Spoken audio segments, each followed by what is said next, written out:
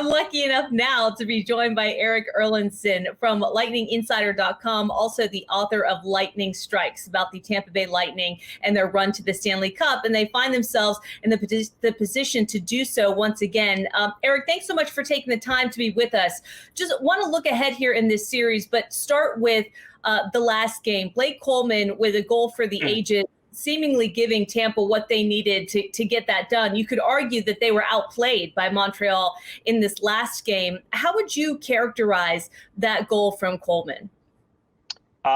What's the saying that you hear a lot? Does Superman wear Blake Coleman pajamas?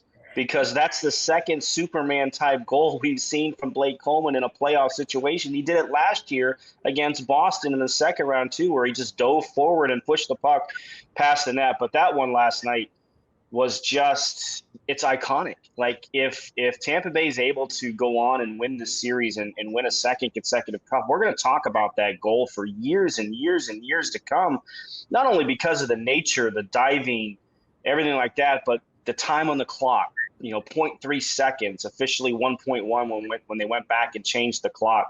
The fact that Montreal severely outplayed them in the second period, and they were looking at being lucky to get to the third with a tie game, and yet you find yourself leading when maybe you don't deserve to. And that's just it just meant so much for that goal, for the team boost. And I thought it was interesting. How do you as a team and as a coach and John Cooper know that you were severely outplayed, and yet you have such a huge emotional ending to the game? You've only got 15 minutes to get yourself recomposed and ready to go back out for the third period. And they did a really good job of that. But yeah, that Blake Coleman goal was something special, I'll tell you. I wonder if Superman also has a pair of Brayden Point pajamas, because it seems like when the playoffs come around, he lights up. Is the spotlight, is the stage ever too big for Brayden Point? No, he's such a unassuming personality, right? Like he's just so steady and calm. He doesn't like to talk about himself.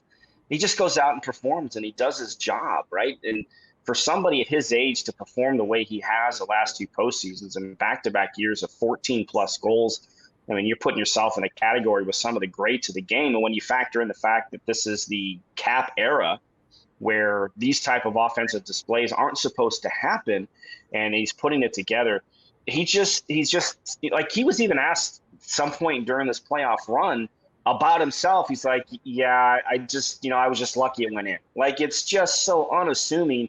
It's we talk about goaltenders a lot, and we've got two goaltenders in this series, and Carey Price and Andrei Vasilevsky, who are just flatline, right? Like, nothing seems to affect them. They're so calm. That's the way Brayden Point is. He has that goaltender's personality when it comes to that type of stuff, and he just doesn't let the spotlight bother him. He has a job he feels he has to do, and he just goes out and performs. Like, you don't even see a ton of emotion out of him sometimes. He'll score some huge goals. I mean, the goal he scored in Game 1 against Florida with 1:14 to left and a breakaway to win that game, he was excited. He was pumped. But he didn't, it wasn't an overreaction celebration. It was just like, yeah, let's go. And that's just kind of who he is. And it's amazing for players like that to perform when the lights are the brightest. He seems to be such an agile skater. Where would you rank him among some of the best two-way players that you've ever seen? Well, that's the great thing about him. First of all, it's hard to imagine his draft year. Of course, he falls all the way to the third round, and one of the biggest knocks on him was the skating.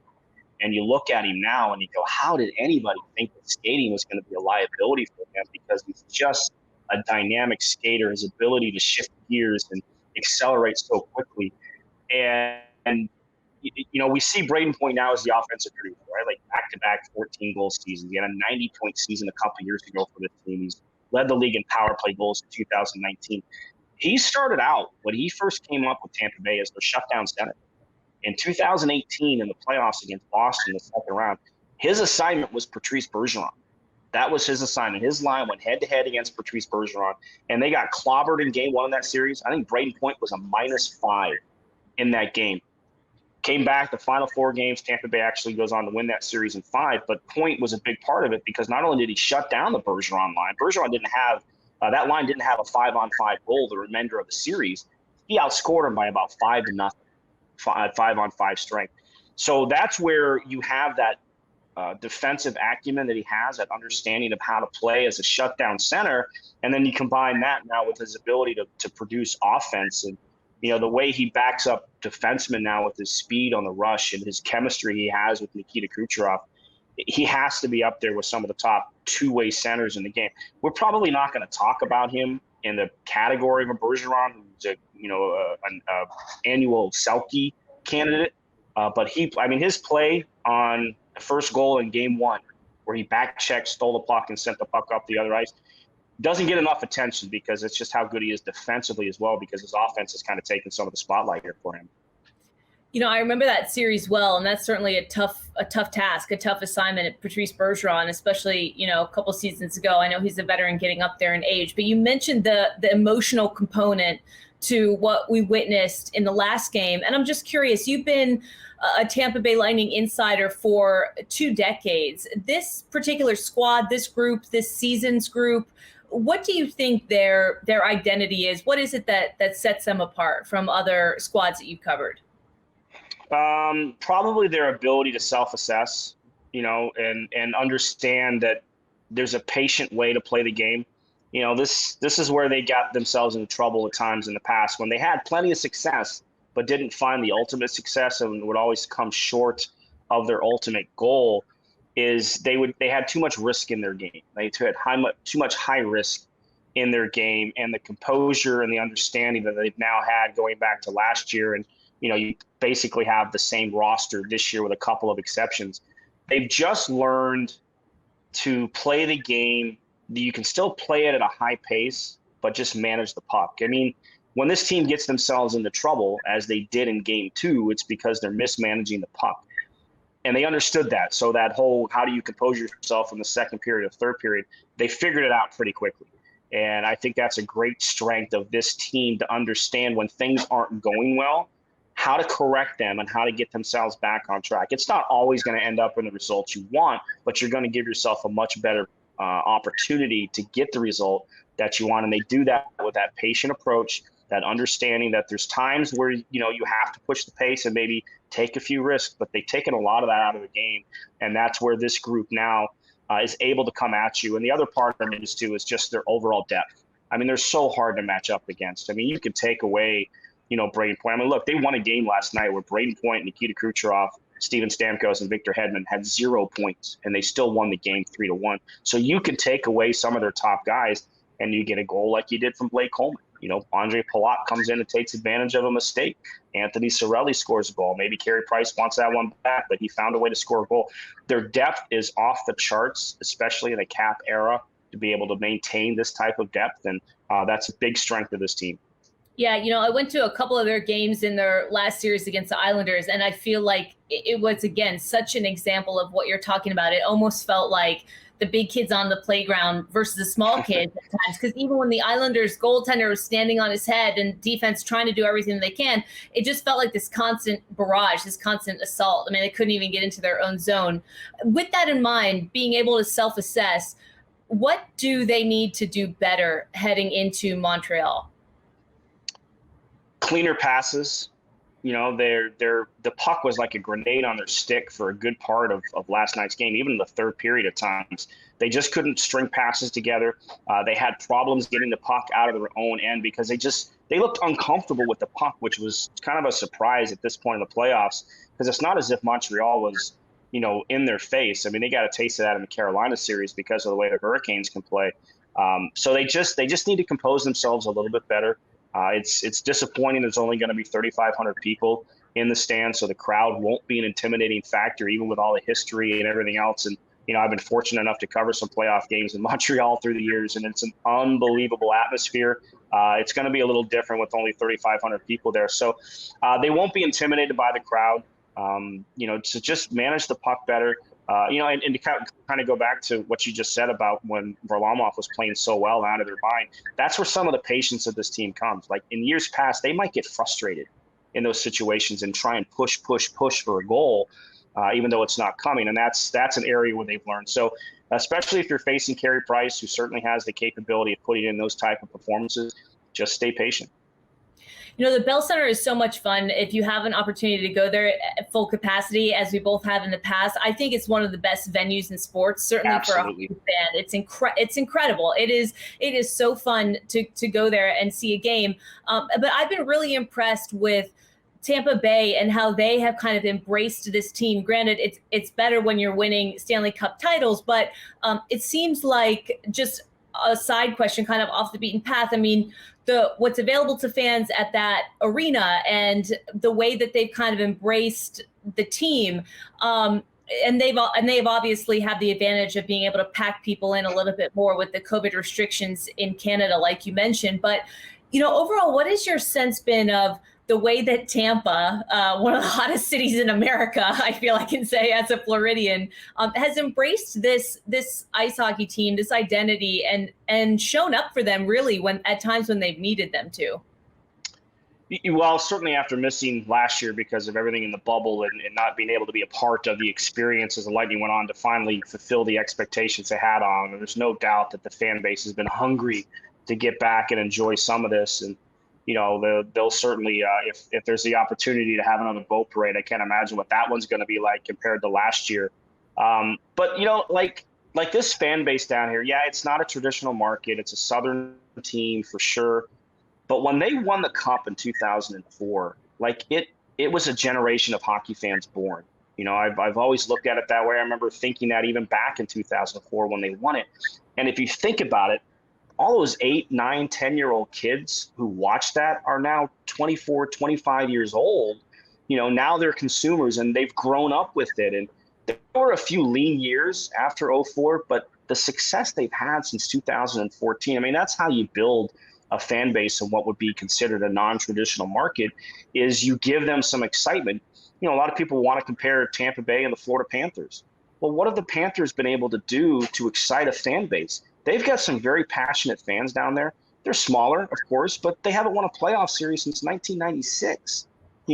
So what are the Panthers doing to bring fans in? Winning is what builds this type of atmosphere, this type of a fan base. It's not an original six market. It's not an expansion market. The Islanders, the Flyers, the Penguins, and those teams that came in the late 60s and early 70s.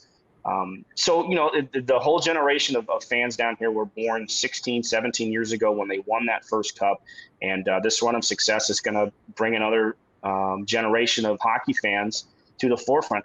The real test, of course, is going to be when they do hit some hard times, because even the Detroit Red Wings, as we know now, with all their success they had 24 consecutive years of making the playoffs, they've hit a rough patch. That'll be a test to it. But I just think because of the success and how they've been able to grow it down here, that this fan base is locked in for life. Statistically, when you look at Stanley Cup Series, a team going up 2-0 the way that the Islanders have normally, means good things. But how far is this series from over, in your opinion, particularly with some of the play that we saw in Game 2? Well, I guess it's just going to depend on how the Lightning react to that Game 2, right? They've been so good in the last 2 years of responding to losses. I think they're 14-0 in the game following a loss. They played like they lost the game last night. Obviously, they didn't, but their play dictated that Montreal probably deserved to win that game. So can Tampa Bay, kind of dip into that resolve that they have from poor performances and come back with a good performance? I think that's going to answer a lot. And then the matchup situation. We know that Montreal wants to get Phillip Danault and his line out there against Brayden Point as much as possible. Didn't see that a whole lot, obviously, in Game 1. Was a little bit better in Game 2. We mentioned how quiet that line was for the most part throughout the game. So can Montreal get that, and can they take advantage of it? But again, as we just mentioned, you want to use Danault and you want to shut down Brayden Point. Well, then Steven Stamkos can score. Yanni Gourde can score. Tyler Johnson can score. It's difficult to match up against this team. And the one thing about John Cooper is he doesn't get caught up too much in the matchup game. So he's not going to worry about it. Just as the example from 2018 when Brayden Point got, destroyed in Game 1. They didn't shy away from the matchup moving forward, and they were rewarded for it. So he doesn't get too concerned with how matchups are going.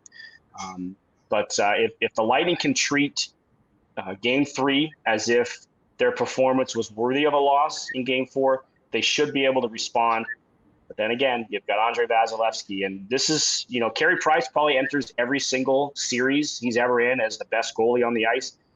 I don't know if you can say that in this series, and I think we've seen it so far through 2 games. At least, if nothing else, Andre Vasilevsky is his equal, and that's a neutralizer when you've got 2 teams that can play the way that they can. Yeah, absolutely. I think, don't quote me, but I think the over-under is set at 5 goals. Do you see this as a high-scoring affair on Friday? No, nope. It's going to be, you've got, Price made some unbelievable saves. We know what Vasilevsky did. When you've got 2 goalies who are like that, unless there's massive breakdowns defensively throughout the game, you're going to see a 3-1, 3-2, 2-1 type of game. That's just like it was in the Islanders series. It's going to be that way here because there's just not a whole lot of space out there. You're not going to get a lot of power play opportunities unless the game gets out of hand. So no, I expect this to go under for sure. And just last one for you. Who do you think wins Game 3 and why? Put me on the spot. You're going to get Montreal's best effort. There's no doubt. Their backs are against the wall. They're going to get Dominic Ducharme back behind the bench after he's been in COVID protocols here for a couple of weeks. That's going to be a boost for them. As well as Tampa Bay can play, you just feel like this is an opportunity for Montreal to push back. I like the Lightning. They're a determined team. They know the legacy that's on the line for them. They understand. Look, and they've had 2 other chances in these playoffs to go up 3-0 in a series, and they haven't done it. Now, both of those games, they lost on home ice. This will be the first time they're trying to do it on the road, and they've been a very good road team. So I guess I'm trying to talk in circles to avoid actually giving you a real answer. But probably at the end, if I were to look at it one way, I'd probably say Montreal finds a way to pull this one out. You know what? I love it when an insider comes on and gives an actual fair assessment and chooses the opposite team. I don't know that that's happened to me too many times, but I'm telling you, Erik, I love it. I absolutely love it. Thanks so much. You got to be objective, right? You got to look at it from all ways. You would think. Erik, thanks so much for being with us. And where can fans get Lightning Strikes if they're interested in the book? Yeah, there's a couple places you can buy it retail. You can go directly to triumphbooks.com/lightningwin. You can find it that way. It's available on Amazon as well. But I also have some signed copies. If anybody wants an autographed copy, I will personalize it and mail it to you for $25. You can email me, Erik@lightninginsider.com, and that's ERIK@lightninginsider.com. Awesome. All right. Thanks so much for being with us and for the insight. We appreciate it. My pleasure. Thanks for having me on.